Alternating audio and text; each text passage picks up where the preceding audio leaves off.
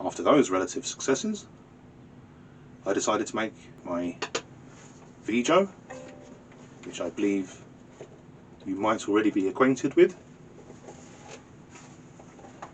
I made it under difficult circumstances, not very well. The fretting is particularly terrible. I don't know if you can see that. So moving on, once I started regularly now playing the Banjo, learning a few tunes, I just loved some of that fretless stuff. Oh, I really did. And the sound of a gourd banjo, a fretless gourd banjo. Oh, deep, bullfroggy voice. Oh, just gorgeous. And I couldn't get hold of a gourd in this country for love nor money. I didn't really know even what one was. I tried getting some seeds from China, some bottle gourd seeds that I got from China on the interweb, and tried to grow them. Not big enough, not bodily enough. Not a great success. Alright in a soup though. Anyhow, I digress. Couldn't get a gourd, and if I were to buy one, they were asking silly money. Oh, no. So in the end, I decided to make my own calfskin tack head, long necked, fretless banjo. 5-string banjo.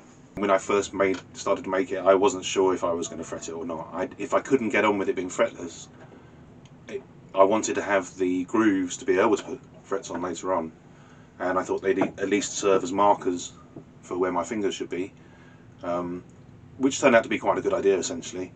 The thing is, once you've tapered a neck, you've lost your square reference. You've lost your square edge from which to reference getting your fret slots parallel. So once you've tapered it, you're done. It's now a fretless or wonky fretty thing. So I thought it was best to cut the fret slots anyway, whether I used them or not. And as it turned out, I never did, because it's so lovely as a fretless.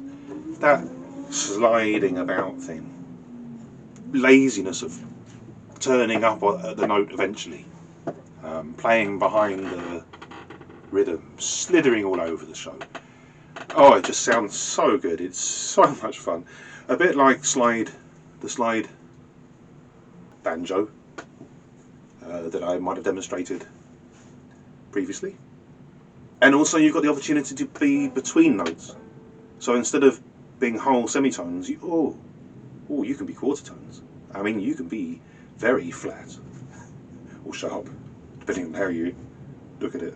For blues and bluesy stuff, well, that's just fantastic. Yeah, so I was delighted with this. Yeah, the other thing is the neck is made from the same mahogany shelf that I made the middle of the neck of the Banjo from. But in this case I used two pieces. The end of the shelf was a bit bowed, so I cut it in half that way and put the two bows towards each other and clamped it and glued it solid.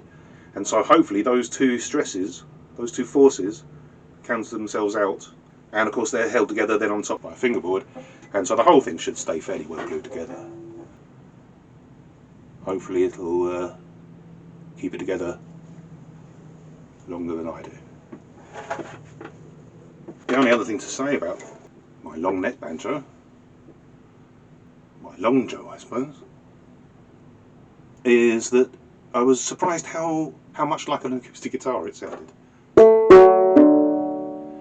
And that then inspired me to go on to make another